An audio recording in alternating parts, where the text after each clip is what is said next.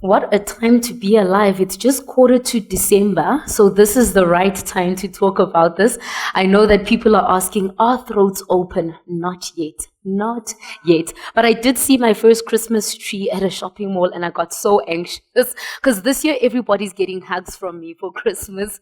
So with the Christmas season around the corner, or the festive season around the corner, there's so many things that will be happening around drinking responsibly and irresponsibly. So I think, when we were talking with Dr. Jamal about the topic and just speaking, it's such an opportune time. But I'm really interested, from you, our panelists, why this topic actually matters to you, what your role is within your organization, and the first point of departure that you'd like to present to our audience with regard to why this topic matters. So I'll hand over to you, Cleo, as our first panelist, and if you can introduce yourself and tell us, why is this topic important to you? Thank you very much. Is my mic on? Yes, it is. And good morning to everyone. I'm looking at some of the familiar. Well, my name is Cleo Bodibe-Lushaba. I work for the Gauteng Liquor Board. I need to mention also that the Gauteng Liquor Board falls under the Department of Economic Development. Why is this topic so important? As the Liquor Board, we've noticed that since COVID-19, businesses are battling to recover. And unfortunately, one of the reasons is the illicit alcohol, believe it or not. And because it happens not so visibly, we need to actually find ways within which we can enforce and tighten up our enforcement around that. At the moment, I'd leave it there. Thank you so much. Fantastic, thank you. Prof, you do quite a lot of research in this area. Can you tell us which organization you're from and why this topic matters to you?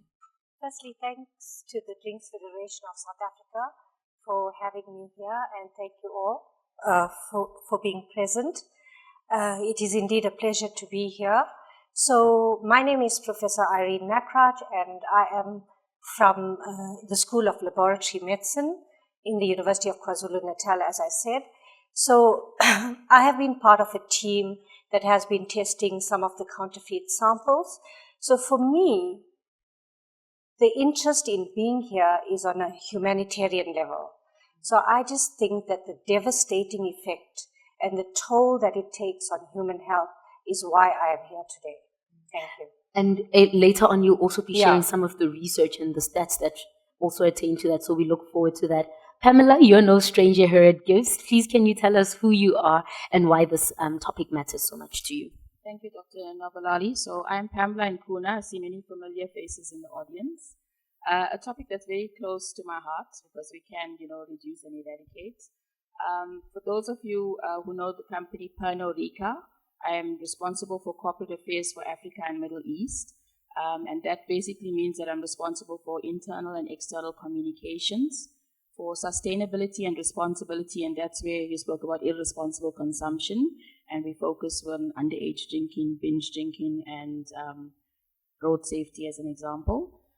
Also, when it comes to illicit trade, we focus on public affairs and stakeholder relations, and in that function do we heavily focus on illicit trade. And why it's so important, because of the stats that Angela has mentioned. 22%, and that's only the reported stats, not the unreported ones. And if you look at Africa, it also sits, the stats sits at 40%. And that comes to a total of 28 million US dollars. And that's again coming to the reported stats. If you look at South Africa and Nigeria, South Africa, as Angela mentioned, is 22%, and Nigeria sits at 36%. And it's a fiscal loss to our government, and as mentioned on the panel, it's health implications, and it's something that can be reduced and eradicated. Fantastic. And I think we really are keen later on to explore, one, how we can identify some of this illicit alcohol, but also how can we maybe eradicate it within the industry. So I'll start with you, Pamela, with regard to the topic at hand.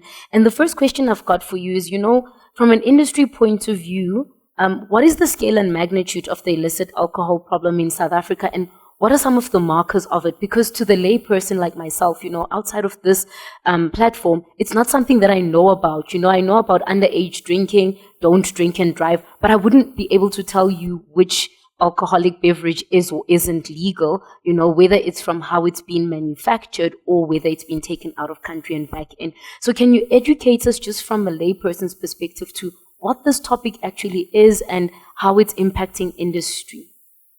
It is a very serious topic, and I think most of the familiar faces in this audience actually attend to it on a practical level. Post-COVID, you and I can actually get a job if all fails in our industry at the illicit market. I mean, if you look at some of the factories or workshops that they have, there's a full-blown labeling, bottling, packaging. So you can get a job there. So it's actually so scary. And working with the illicit product, it's so difficult to distinguish between a licit and an illicit product. I mean, I've got some products in my office that I'm so scared that some people may try to take it to drink it, but it's actually an illicit or counterfeit product. And it goes into details like they are so smart in terms of the manner in which they copy that you can't figure out the difference. And I think even going into some of the stats that we spoke about, our government is losing 11 billion annually due to illicit trade. And that again comes to reported cases. If you have to go into unreported, the figure is going to be much more scary. It has many, negative impacts on businesses. I mean, how are we supposed to thrive with our legal businesses when the illicit trade is doing so well? And sad but true, but during COVID, it gave an opportunity for counterfeit and illicit trade to really thrive. And without the lack of regulations, or sometimes with the over-regulated illicit industry, it leaves an open room for the illicit trade.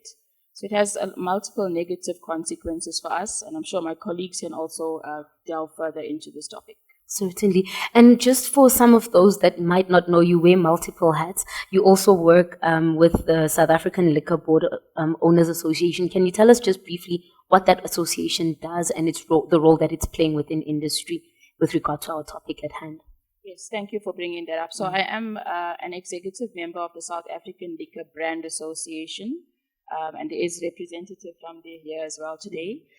They focus highly on illicit and counterfeit trade. They work closely with the Consumer Goods Council of South Africa. We have member companies from all of the major manufacturing companies, and we can see some of the people sitting here like Otto and Lungani. We also work with agencies who specialize with counterfeit goods, like the AACS, as well as AfriRisk, who is represented by Jerry here today. And there are many others who focus on it. But I think what we need to remember is that the industry does so much in terms of education and awareness. They also work with law enforcement, with SARS, with the liquor boards. So they're trying to get a 360 holistic approach to see how you could tackle this problem. But it is a monster of a problem, and it's not easy.